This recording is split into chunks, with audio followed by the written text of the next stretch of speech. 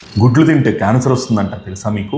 అదేమో గాన ఇలా జనాలను భయపెడతా ఇలాంటి మాటలు చెప్తే మట్టికి వ్యూస్ చాలా బాగా వస్తాయి, అట్లాగే లక్షల్లో షేర్స్ వస్తాయి, సబ్స్క్రైబర్స్ వస్తారు, దాని నుంచి వ్యాపారం చేసుకోవచ్చు. జనాలను భయపెట్టి ఇట్లాంటి ఇంకా చెప్పి ఇంకా భయపెట్టి ఇంకా బాగా గట్టిగా వ్యాపారం చేసుకోవచ్చు. పొరపాటున వాళ్ళు మన హాస్పిటల్కి వస్తే అలాగే భయపెట్టి ఇంకా గట్టిగా వ్యాపారం చేసుకుని క్యాన్సర్ ఏమోగాన బిల్లులు కట్టే దగ్గర హార్ట్ అటాకులు రప్పించవచ్చు. ఇలా గుడ్లు ఊడి పడిపోతాయా అన్నట్టు ఇలా అది తింటే క్యాన్సర్ వస్తుంది తెలుసా, ఇది తింటే క్యాన్సర్ వస్తుంది తెలుసా, అయ్యో మీరు పెనం వాడుతున్నారా అయితే క్యాన్సర్ వచ్చేస్తుంది, అన్నం తింటున్నారా క్యాన్సర్ వచ్చేస్తుంది, గాలి పీలుస్తున్నారా క్యాన్సర్ వచ్చేస్తుంది. ఏం చేయాలి? జనం చచ్చిపోవాలి. ఆ లెక్కనైతే గాలి పీల్చినా కూడా క్యాన్సర్ రావచ్చు కదా.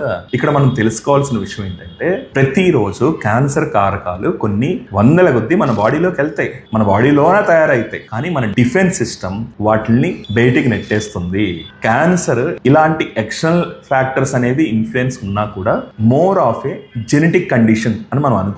సో ఈ మన రక్షణ వ్యవస్థ బాగున్నంత వరకు ఈ విపరీతమైన ఒక పర్టికులర్ సబ్స్టెన్స్ కి మనం ఎక్స్పోజ్ అయ్యి హార్మ్ఫుల్ దానికి మనం ఎక్స్పోజ్ అయ్యి ప్రతిరోజు దాన్ని లోడ్ పెంచుతున్నాము అనుకునేంత వరకు స్మోకింగ్ లేకపోతే ఒక పర్టికులర్ వెరీ పొల్యూటెడ్ ఏరియాలో పనిచేయటము ఉండటము లేకపోతే వెరీ అన్హెల్దీ కొన్ని హ్యాబిట్స్ అనేది కంటిన్యూస్గా ఉండటము ఇట్లాంటివి తప్పించి న్యాచురల్గా అప్పుడప్పుడు ఏదైతే మనం ఎక్స్పోజ్ అవుతా ఉంటామో వీటి నుంచి కాపాడుకునే సిస్టమ్స్ బాడీకి ఉంటాయి. భయపడమాకండి.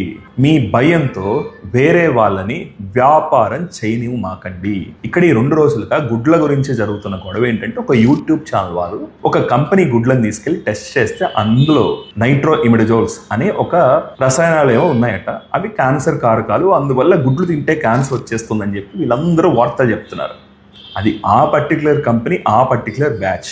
ఇప్పుడు అవి ఎలా వచ్చినాయి క్యాన్సర్ కారకాలని చెప్తున్నవి అని అంటే ఇప్పుడు యాంటీబయాటిక్స్ వాడతారు పౌల్ట్రీలో, ఆ వాడిన తర్వాత వాటిలో రెసిడ్యూస్ అవి. సో అవేంటంటే ఆ పర్టికులర్ యాంటీబయాటిక్ వాడిన తర్వాత కొన్ని రోజుల పాటు వచ్చిన గుడ్లలో అది ఉండొచ్చు. అవి కూడా ఏమవుతాయి, మనం కుకింగ్ చేసుకున్నప్పుడు బాయిలింగ్ చేసుకున్నప్పుడు చాలా వరకు పోతాయి, మైల్డ్గా రెసిడ్యూస్ మిగిలిపోతాయి. వాటిల్ని కూడా ఎలిమినేషన్ చేసుకునే శక్తి మన బాడీకి ఉంటుంది.